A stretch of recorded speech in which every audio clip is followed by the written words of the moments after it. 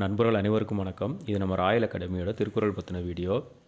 நம்ம டிஎன்பிசி சிலபஸில் தமிழ்நாட்டோட வரலாறு, அதாவது சங்க காலத்துலேருந்து இக்காலம் வரைக்கும் இருக்கக்கூடிய வரலாறு, அதுக்கப்புறம் தமிழ்நாட்டோட இலக்கியங்கள், சங்க காலத்துலேருந்து இக்காலம் வரைய இருக்கக்கூடிய அந்த இலக்கியங்கள், அது மட்டும் இல்லாமல் தனியாகவே அவங்க ஒரு சப்டாப்பிக்காக திருக்குறளை பற்றியும் கொடுத்துருக்காங்க. திருக்குறளை பற்றி ஒரு 4 சப்டாபிக் கொடுத்துருக்காங்க. கண்டிப்பாக அதுலேருந்து 3லேருந்து 4 கொஸ்டின்ஸ் கேட்டுருவாங்க. இது ஒரு முக்கியமான ஒரு பகுதியாக போயிடுச்சு. ரீசன் என்ன அப்படின்னாக்கா, ஒரு கொஸ்டின் நம்ம தப்பு பண்ணாலும் அதில் 200 பேர் 300 பேர் இல்லாமல் 500 600 பேர் முன்னாடி போயிடுறாங்க. ஒரு கொஸ்டின் நம்ம தப்பு பண்ணாக்க அந்த ஒரு மார்க்கில் 600 பேர் பக்கத்தில் முன்னாடி போயிடுறாங்க. சரிங்களா? அதனால் நமக்கு ஒவ்வொரு கொஸ்டினும் நமக்கு கண்டிப்பாக முக்கியமானது. அந்த திருக்குறளில் இருக்கக்கூடிய அந்த கொஸ்டினை நம்ம கரெக்டாக அடிக்கணும் அப்படின்னாக்கா, முதல்ல திருக்குறளோட நூல் அமைப்பை பற்றி தெரிஞ்சுக்கணும். எல்லாத்துக்குமே தெரியும், திருக்குறளில் 133 அதிகாரம் இருக்குது அப்படின்னா அதை 3 பிரிவாக பிரிச்சிருக்காங்க. அறத்துப்பால், பொருட்பால், அடுத்து இன்பத்துப்பால்ன்ட்டு. இங்கே நமக்கு கொஸ்டின் எந்த ஏரியாலேருந்து கேட்குறாங்க அப்படிங்கிறத நம்ம தெரிஞ்சுக்கிட்டாவே நம்ம திருக்குறளை ஈஸியாக படித்து 4 கொஸ்டினையுமே அடிச்சிடலாம். எத்தனை கொஸ்டின் கேட்டாலும் அத்தனையுமே அடிச்சிடலாம். இதில் ஒரு பகுதியை அப்படியே ஒமிட் பண்ணிட்டு போயிடலாம். அது என்னென்னா இன்பத்துப்பால். இன்பத்துப்பால் அவங்க கேட்குறதே கிடையாது. அடுத்தது அறத்துப்பால்லேருந்து குறிப்பிட்ட சில அதிகாரத்துலேருந்து மட்டும்தான் கேட்குறாங்க. அது என்னங்கிறத இப்போ நம்ம பார்க்க போகிறோம். சரிங்களா? அடுத்தது நிறையா கொஸ்டின்ஸ், 4 கொஸ்டின் இருக்குனாக்கா ஒரு கொஸ்டின் தான் அறத்துப்பால்லேருந்து வரும், மீதி 3 கொஸ்டின் பொருட்பால்லேருந்து வரும். இல்லைனா எல்லாமே பொருட்பால்லேருந்து வந்துடும். சரிங்களா? 4மே அந்தளவுக்கு அது முக்கியமானதுக்கு என்ன காரணங்கிறதையும் பார்க்கலாம். இப்போ அறத்துப்பால் அப்படின்னாக்க, அறத்துப்பாலில் எத்தனை அதிகாரம் இருக்குது அப்படின்னாக்க 38 அதிகாரம் இருக்குது. சரிங்களா? 38 அதிகாரம் இருக்குது. இதில் பாருங்கள், இதில் குறள் கணக்கில் கொடுத்துருக்காங்க. ஃபஸ்ட்டு 40 குறள் பாயிரம் அப்படின்னு சொல்லுவாங்க. ஃபஸ்ட்டு 40. அடுத்தது 41லேருந்து 240 வரைக்கும் இல்லற இயல். ஓகேவா? இல்லற இயல். இது நூல் அமைப்பு பற்றி ஃபஸ்ட்டு தெரிஞ்சுக்கிறக்காண்டி சொல்கிறேன். அறத்துப்பாலில் என்னென்ன இருக்குதுன்னு பார்ப்போம். அடுத்தது 241லேருந்து 370 வரைக்கும் இருக்கிறது துறவற இயல். அடுத்து 371லேருந்து 380 வரைக்கும் இது 10 குறள் தான். சரியாக 38வது அதிகாரம். இது ஊழ் இயல். இது மாதிரி அறத்துப்பாலுக்குள்ளார 4 இயல் இருக்குது. என்னென்னு பார்த்துக்கங்க. திருப்பியும் பாயிரம், இல்லற இயல், துறவற இயல், ஊழ் இயல். இதில் எதெல்லாம் நம்ம படிக்கணும் அப்படின்னு பார்த்தோம்னாக்க, இல்லற இயல்லேருந்து கொஸ்டின் கேட்டிருக்காங்க, ஊழ் இயல்லேருந்து கொஸ்டின் கேட்டிருக்காங்க. சரிங்களா? ஸோ அதே மாதிரி இப்போ பொருளதிகாரத்துக்குள்ளார போகிறோம். ஸோ இப்போ நம்ம பொருட்பாலுக்குள்ளார வந்துட்டோம். பொருட்பாலில் இருந்தால் மெஜாரிட்டி ஆஃப் கொஸ்டின்ஸ் பெரும்பான்மையான கொஸ்டின்ஸ் பொருட்பாலில் இருந்தால் வருது. அதுக்கு ரீசன் என்னென்னு கேட்டிங்கன்னா, நம்மளோட அட்மினிஸ்ட்ரேஷன் ஃபுல்லாகவுமே பொருட்பாலை சார்ந்ததாக இருக்குது. பொருட்பாலுக்குள்ளார தான் ஃபுல்லாக அரசியல் சொல்லியிருக்காங்க. ஓகேவா? ஸோ அரசியல்னாக்கா நம்ம ஊர் பாலிடிக்ஸ் மாதிரி கிடையாது. அது அட்மினிஸ்ட்ரேஷன். சரிங்களா? திருக்குறளை பொறுத்த வரைக்கும் ஒரு நாட்டை எப்படி அட்மினிஸ்டர் பண்ணணும், நிர்வாகம் பண்ணணும், அடுத்தது எப்படி வரி வசூல் பண்ணணும், ஒரு மன்னர்னா எப்படி இருக்கணும். ஏன்னா ஒரு நாட்டோட தலைவர் மன்னர் தான். அந்த மன்னர் எப்படி இருக்கணும், அவருக்கு அறிவுரை அவருக்கு உதவி செய்யக்கூடிய அமைச்சர்கள் எப்படி இருக்கணும், அவருக்கு பிற நாடுகளுக்கு போய் உதவி பண்ணக்கூடிய தூதர்கள் எப்படி இருக்கணும், நாட்டு நடப்பை சொல்லக்கூடிய ஒற்றர்கள் எப்படி இருக்கணும், அவங்களுக்குலாம் உண்டான குவாலிட்டிஸ், அதாவது அமைச்சர்களுக்கு, தூதுவர்களுக்கு, அடுத்தது ஒற்றர்களுக்கு, இவங்களுக்கெல்லாம் உண்டான குவாலிட்டிஸ் என்ன, ஒரு நாடுனா எப்படி இருக்கணும் அப்படிங்கிறதெல்லாம் பற்றி ஃபுல்லாக சொல்கிறது அரசியல், அங்கவியல், ஒளிபியல். இது எல்லாமே சேர்ந்து தான் பொருட்பால். நல்லா தெரிஞ்சுக்கோங்க. திருப்பியும் இதில் இருக்க 3 இயலை நல்லா பார்த்துக்கோங்க. அரசியல், அங்கவியல், ஒளிபியல். ஒரு நாடுனா என்ன, அந்த நாட்டுக்கு அரணாக இருக்கக்கூடியது எப்படி இருக்கணும். நாடுனா சும்மா இருக்கக்கூடாது. அரணாக மலை இருக்கணும், ஆறுகள் இருக்கணும். ஏன்னா அப்போ தான் எதிரிகள் நம்மளை தாக்க முடியாது. சரிங்களா? ஸோ இந்த மாதிரியான டீட்டெயில்ஸ்லாம் க்ளீனாக அதில் கொடுத்துருக்காரு திருவள்ளுவர். ஸோ இந்த பொருட்பால் தான் ஃபுல் அண்ட் ஃபுல் முக்கியம் நமக்கு. இந்த பொருட்பாலில் இருந்தால் கொஸ்டின் கேட்பாங்க. மொத்தம் 4 கொஸ்டின்னாக்க அதில் 3 கொஸ்டின்ஸ் பொருட்பாலிலேருந்து வந்துடும். சில சமயம் 4க்கு 4மே கூட பொருட்பாலிலேருந்து வரும். சரிங்களா? ஸோ இதுதான் நம்மளோட நூல் அமைப்பு. இந்த நூல் அமைப்பை நல்லா தெரிஞ்சுக்கிட்டோம் அப்படின்னாவே நம்ம ஈஸியாக ஸ்கோர் பண்ணிடலாம். இப்போ ஒவ்வொன்றுக்குள்ளாரையும் போயிட்டு என்ன இருக்குது, ஃபஸ்ட்டு அறத்துப்பாலுக்குள்ளார என்ன இருக்குது அப்படின்றத பார்க்கலாம். இதெல்லாம் நம்ம தெரிஞ்சுக்கணும் அப்படிங்கிறக்காண்டி தான் ஃபஸ்ட்டு பண்ணுறோம்.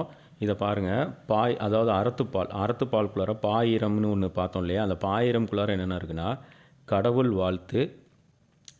வாழ்த்து, வான் சிறப்பு, நீத்தார் பெருமை, அரண் வலியுறுத்தல். இது எல்லாமே சேர்த்தது பாயிரம். சரிங்களா?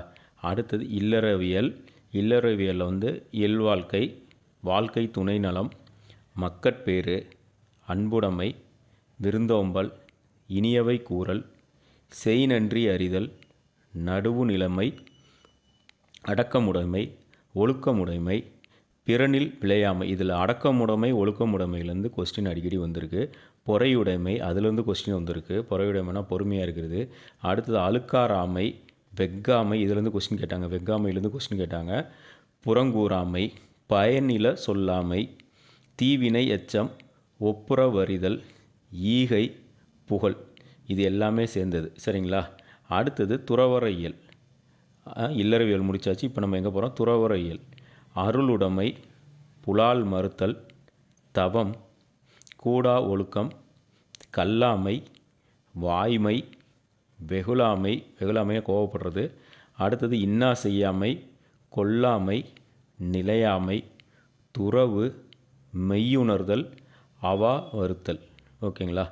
இதெல்லாம் வந்து துறவறையியல். அடுத்தது ஊழியலில் ஊழ் அப்படிங்கிறது ஒன்று மட்டும்தான். ஊழ்னால் பழங்காலத்தில் நம்ம செஞ்சது நமக்கு இன்றைக்கி வருதுன்னு சொல்கிறோம் பார்த்திங்களா, அதுதான் ஊழ். சரியா? ஸோ இதெல்லாம் வந்துட்டு ஃபஸ்ட்டு நம்ம அறத்துப்பாலுக்குள்ளார இருக்குது.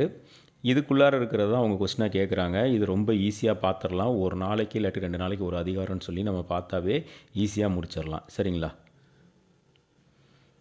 அது மாதிரியே பொருட்பாலுக்குள்ளார இருக்கிறதுல அரசியல்னு பார்த்தோம், அங்கவியல்னு பார்த்தோம். ஓகேவா? அப்போ அரசியலில் என்ன இருக்குன்னா இறைமாட்சி ரொம்ப முக்கியமான. இதுலேருந்து தான் கொஸ்டின் அதிகமாக கேட்பாங்க. அரசியல் பார்ட் இருக்குது பார்த்திங்களா, இதுலேருந்து தான் அதிகமாக கொஸ்டின் கேட்பாங்க. பார்ப்போம் என்னென்ன இருக்குன்ட்டு. அரசியலுக்குள்ளார இறைமாட்சி இருக்குது, கல்வி இருக்குது, கல்லாமை, கேள்வி, அறிவுடைமை, குற்றங்கடிதல், பெரியாரை துணைக்கோடல், சிற்றினஞ் சேராமை, தெரிந்து செயல்வகை, வழி அறிதல், காலமறிதல், இடனறிதல், தெரிந்து தெளிதல், தெரிந்து வினையாடல், சுற்றந்தளால், பொச்சாவாமை, செங்கோன்மை, கொடுங்கோன்மை, வெறுவந்த செய்யாமை, கண்ணோட்டம், ஒற்றாடல், ஊக்கமுடைமை, மடியின்மை, ஆள்வினை உடைமை, இடுக்கண் அழியாமை. இது எல்லாமே அரசியலுக்குள்ளே இருக்குது. அடுத்தது அமைச்சியல். அமைச்சியல்னாக்க அமைச்சு, சொல்வன்மை, வினை தூய்மை, வினை திட்பம், வினை செயல்வகை, தூது, மன்னரை சேர்ந்து ஒழுகல், குறிப்பறிதல், அவையறிதல், அவை அஞ்சாமை. இது எல்லாமே அமைச்சருக்கு உண்டானது. ஓகேங்களா?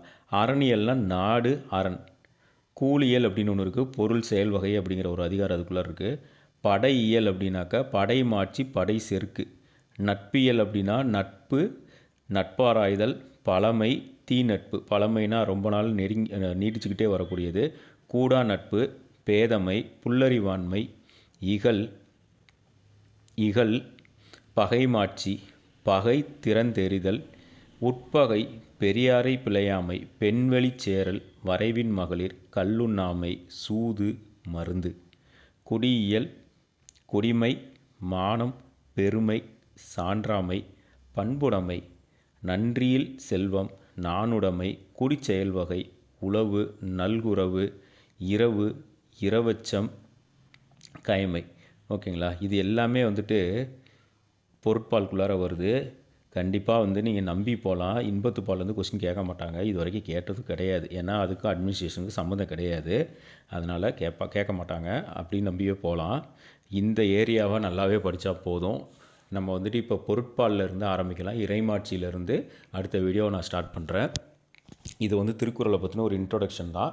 இறைமாட்சி அப்படிங்கிறது பொருட்பாலில் இருக்கக்கூடியது. அதிலேருந்து நம்ம வந்து ஸ்டார்ட் பண்ணலாம். கொஞ்சம் சப்போர்ட் பண்ணுங்கள், ஷேர் பண்ணுங்கள், சப்ஸ்கிரைப் பண்ணுங்கள். நிறையா சப்போர்ட் பண்ணால் தான் வந்து சேனல் வளரும். நன்றி, வணக்கம்.